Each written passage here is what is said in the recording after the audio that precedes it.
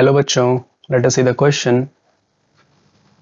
Thiocesan formation involves only first carbon atoms in the glucose and fructose due to.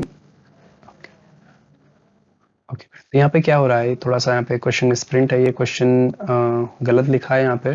Question actual में यहाँ पे होना क्या चाहिए था कुछ और. एक्चुअल में यहाँ पे पहली बात तो ये इनकरेक्ट क्यों है उसके भी रीजंस हैं. पहला रीजन तो यही है कि जो थायोसाजीन है ऐसा कोई कंपाउंड यहाँ पे नहीं होता है.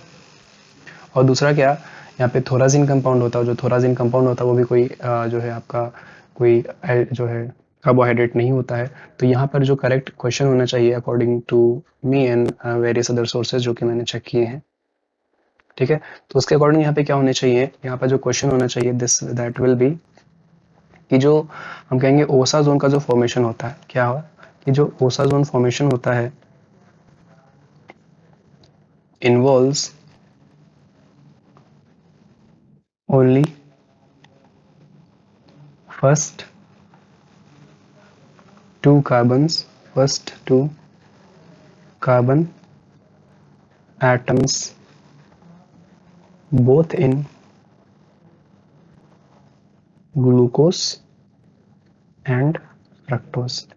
कि जो ग्लूकोज और फ्रक्टोज है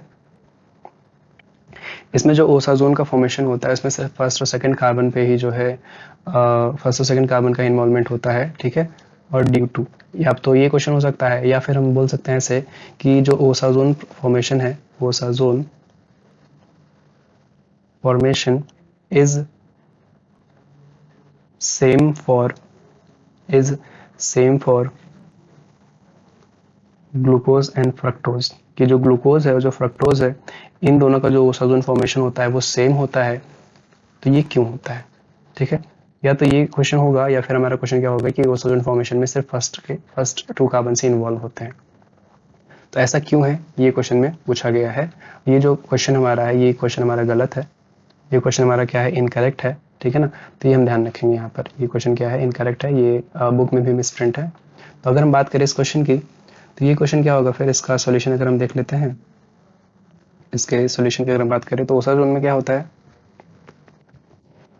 ओसा जोन में क्या होता है, तो ओसा जोन में बेसिकली क्या होता है कि जो हमारे पास जो ग्लूकोज और फ्रक्टोज होते हैं सेम ओसा जोन प्रोडक्ट देते हैं. कैसे कि अगर हम बात करें ग्लूकोज की तो ग्लूकोज का स्ट्रक्चर कुछ ऐसा होता है, CHO single bond C OH, ठीक. यहाँ पे CH COH COH और फाइनली CH2OH, ठीक है.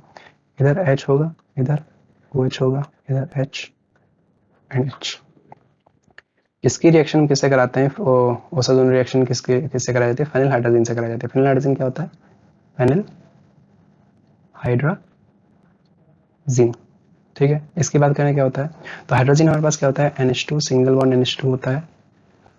इसमें से एक हाइड्रोजन को निकाल कर जब एक फेनिल ग्रुप ऐड कर देते हैं that is called phenyl hydrogen. तो क्या हो जाएगा ये PH single bond NH single bond NH2, this is called phenyl hydrogen, ठीक.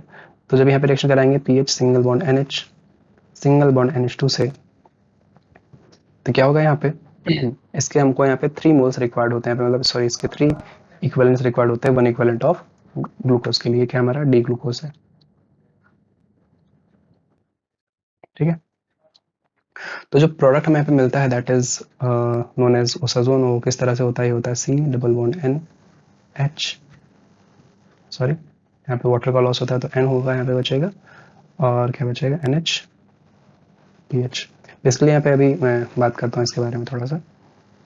C double bond N NH PH, बाकी एज इट इज सेम रहेगा. बस खाली ये जो फर्स्ट कार्बन है ये जो सेकंड कार्बन है इन्हीं पे खाली रिएक्शन होती है, बाकी एज इट इज पूरा क्या रहता है सेम रहता है.